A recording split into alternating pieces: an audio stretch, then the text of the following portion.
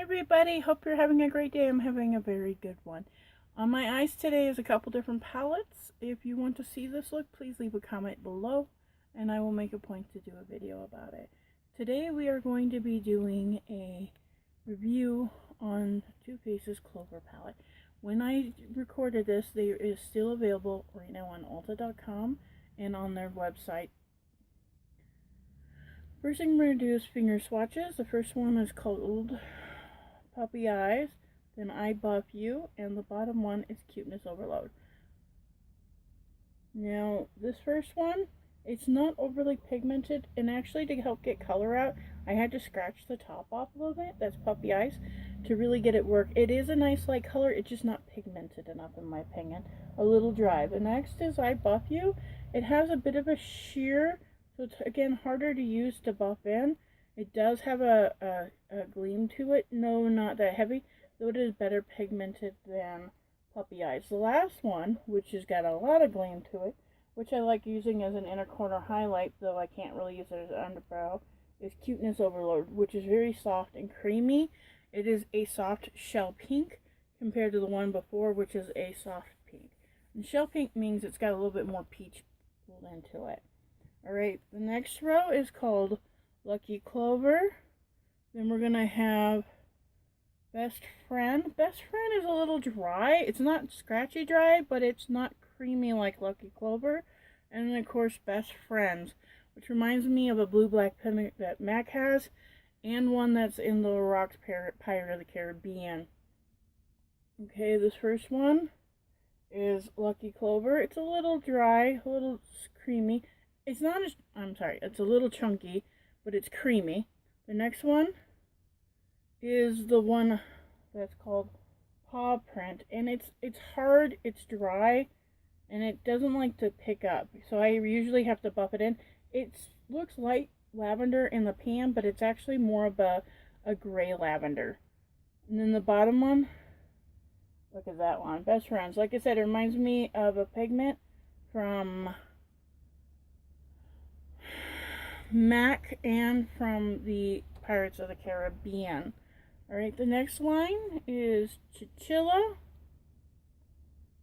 which is a matte. It is actually nicely pigmented. It's not too creamy, not too dry. It feels nice and smooth. Then we have Rah Rah, which is a glitter. It's a little chunky, but nothing too bad. As long as you buff in lightly, you're good. And then the bottom one is called Cuddle Buddy. Now this one also has a dry formula similar to Paw Prints, but it seems to be more pigmented. There's Chinchilla. It's a good transition color. Then we have Rah Rah, which like I said, you can kind of see the chunkiness, but if you're willing to buff it in, it's a gorgeous color. And the last one is Cuddle Buddy. Now see how this is more pigmented? Though it can be patchy, it has a similar problem to Paw Print. The base on that, not the greatest, but you can work with it. It's not like the worst. I've had a lot worse from other palettes where like I go to put one color on, it pulls the other color up. I'm like, what the? Yeah. The next one is Fur Babies. Then we go Love is Love and Daddy's Hearts Me. Now, Fur Baby is nice and smooth. I don't have any real issues with it. It works as a nicer, darker transition or a way to deepen an outside corner. The next one is Love is Love. Love is Love is a little dry. You do have to build it up. It's not horribly pigmented, but it's pretty decent for what it is. Then the last one is Daddy Hearts Me. Now this is dry. This is what reminds me of a Lady Ship from the Queen of Hearts palette from Color Rain. It has that similar problem, and some purples just have that problem no matter what you do. It's just a problem with the color pigmentation with purple. Next row is Save Them All. Then it's Wet Kisses.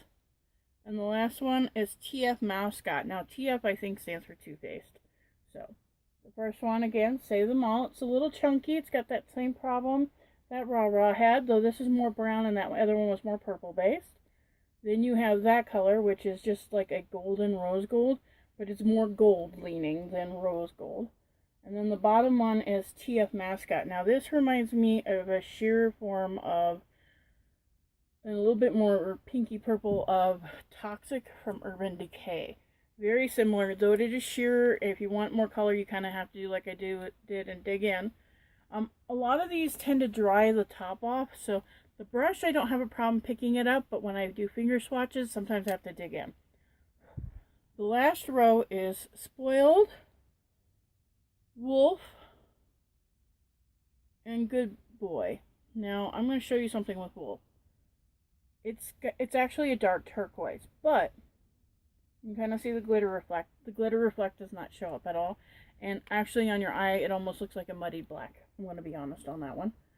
But there's Spoiled. And that is such a pretty tealy turquoise blue. I've been loving on that one. This is Wolf Wolf. And this is Good Boy.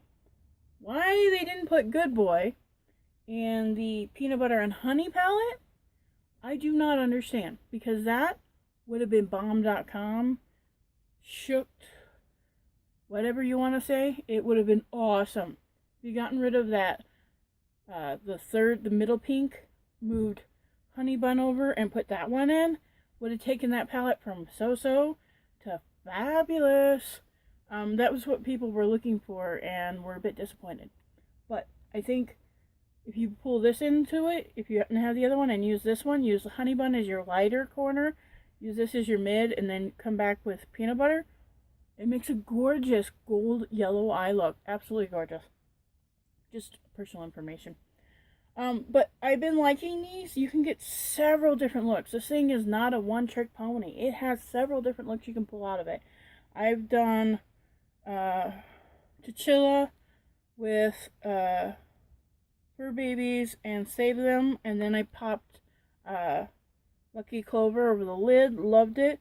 These three together make a beautiful neutral look that's almost a gray purple. If you want to warm it up, you go this route here with these four. Another beautiful look. I did these two and I popped this one on. Okay, but these three here with this one popped on was spectacular. This guy with these two, another beautiful mix. This guy, and this guy, wow. But you have to blend these in to help mix or pull in a light tone mixer. The one I like to use when I have a palette that doesn't have a light enough matte color for me is I get the Infallibles Endless Pearl. I've had this thing for a year or two, and I love it for any of those palettes that are missing it. This is a beautiful palette. Like I said, there's a few fails, there's a few chunkies, there's a few really dry, and a few you have to build up. But overall, not a bad palette.